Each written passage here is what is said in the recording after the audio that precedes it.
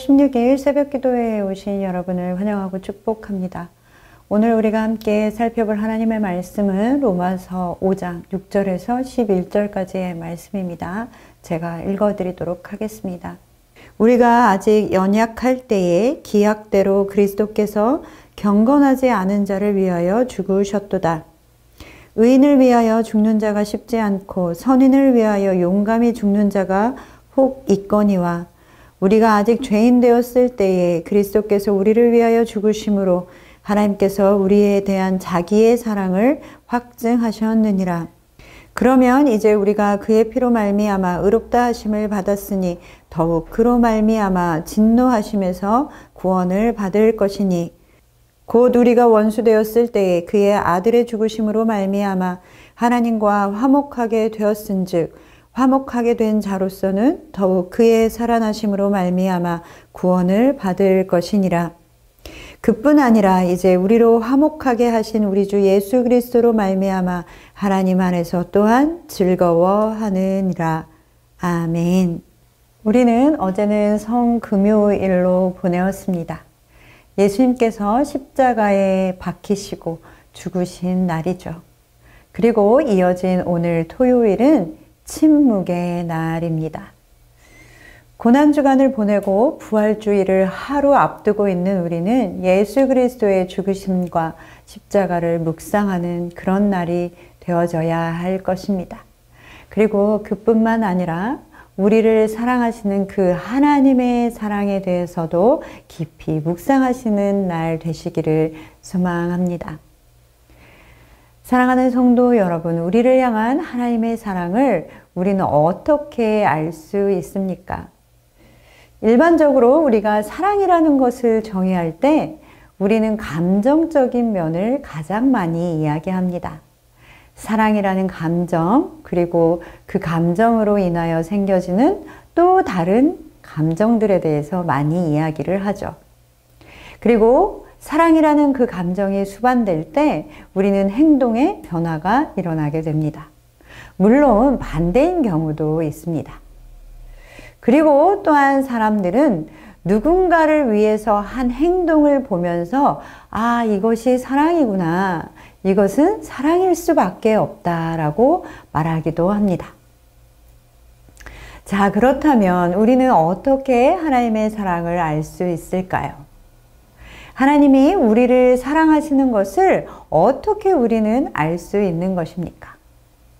그런데 정말 놀라운 것은 성경은 우리가 더듬어 그리고 노력해서 하나님의 사랑을 알아가야 한다라고 말하고 있는 것이 아니라 하나님께서 우리에게 자신의 사랑을 확증하셨다. 즉 확실하게 증명하여 보이셨다라고 말씀하고 있습니다.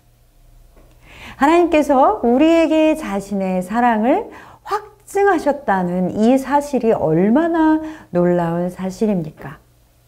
오늘 본문 8절 말씀은 예수님께서 죽으심으로 하나님께서 자신의 사랑을 확증하셨다라고 말씀하고 있습니다.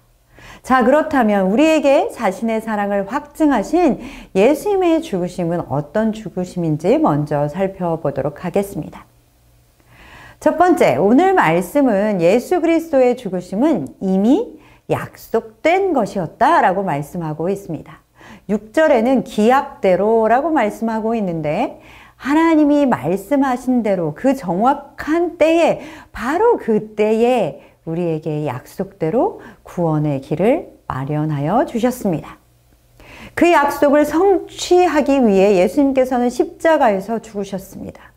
그리고 그 약속을 성취하심으로 우리를 구원하여 주신 것입니다.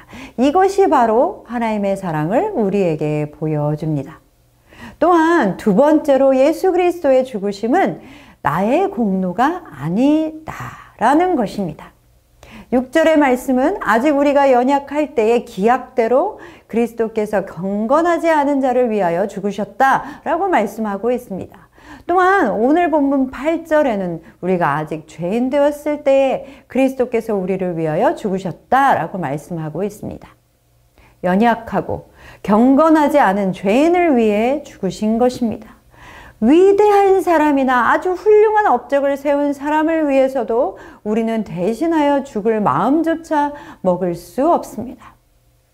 사람들은 의인이나 훌륭한 사람을 위해서도 죽기가 쉽지 않고 선인을 위하여 혹 용감하게 죽는 사람이 간혹 있지만 정말 사랑을 받을 가치가 없는 죄인을 위해 죽는 사람은 없습니다. 내가 무엇을 하였기에 그 대가로 나를 위해 죽으신 것이 아닙니다. 나는 예수 그리스도의 죽으심을 받을 만한 아무것도 가진 것이 없습니다. 그럼에도 예수님은 나를 위해 죽으셨습니다. 그렇기에 예수님의 죽으심은 바로 하나님의 사랑인 것입니다.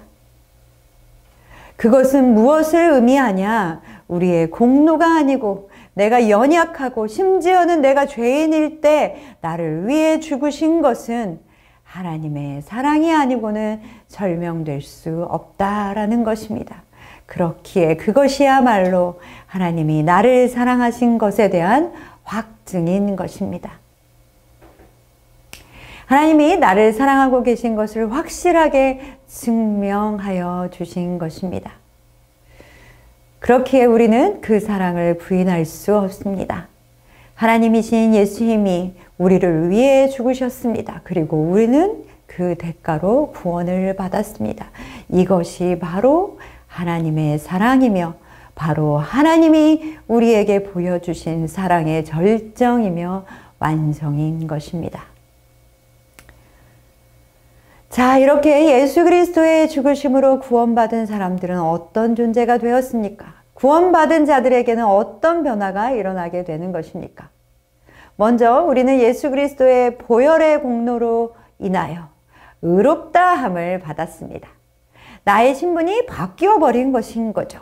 죄인을 위해 죽으셔서 죄인이 의인으로 된 것입니다. 죄인은 죄의 대가를 치러야 합니다. 그러나 예수 그리스도의 의가 나를 의롭게 만드셨습니다. 또한 의인이 되었기에 우리는 진노하심에서도 구원을 받았습니다.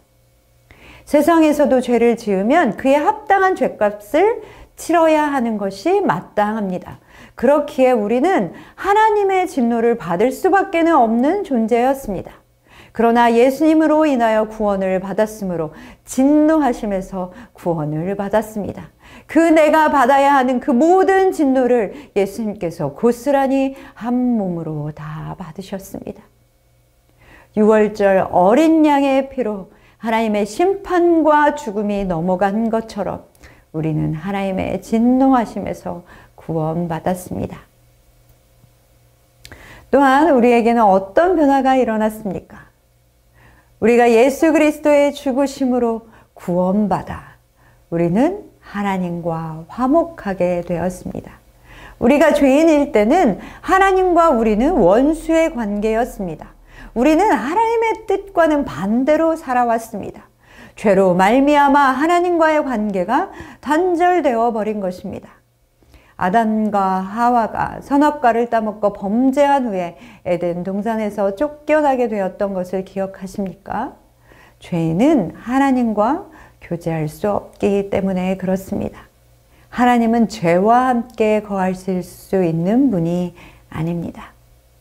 그러나 우리는 예수 그리스도로 말미암아 의롭다라고 인정을 받았기에 더 이상 죄인이 아닌 것입니다.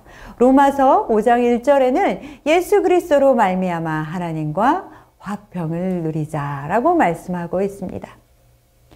예수님은 우리와 함께 하기를 원하셨습니다. 예수님은 임마누엘, 즉 우리와 함께 계시기를 원하시는 분이십니다. 그렇게 예수님께서는 하나님과의 관계를 회복할 길을 열어주셨고 우리는 하나님과의 관계 안에서 예수 그리스도로 말미암아 하나님과 화목하게 되었습니다. 사람은 하나님과 화목하기 전에는, 하나님과의 관계가 회복되기 전에는 결코 진정한 평안과 만족을 얻을 수 없습니다. 무엇으로도 우리는 평안을 누릴 수가 없습니다. 우리 안에 하나님과의 관계가 회복되어져야만, 하나님과 화목하게 될 때에만 우리는 진정한 평안을 누릴 수 있으며 우리의 영혼은 만족함을 누릴 수 있습니다.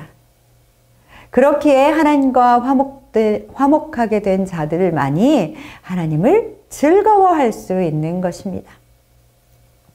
11절의 말씀은 이렇게 말씀하고 있습니다. 그뿐 아니라 이제 우리로 화목하게 하신 우리 주 예수 그리스도로 말미암아 하나님 안에서 또한 즐거워하느니라. 아멘.